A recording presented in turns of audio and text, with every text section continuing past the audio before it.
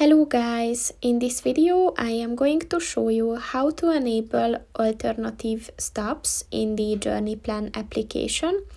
But first I just want to mention, don't forget to subscribe to my channel, because at 10,000 subscribers I am going to show you my whole YouTube revenue statistics and growth strategy, as well as how to make money online.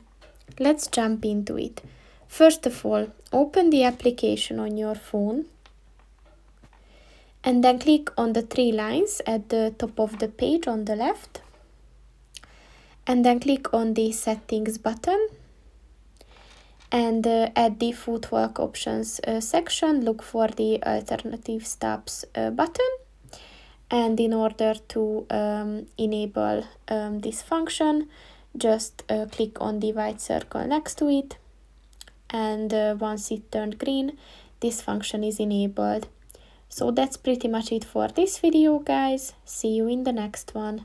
Goodbye.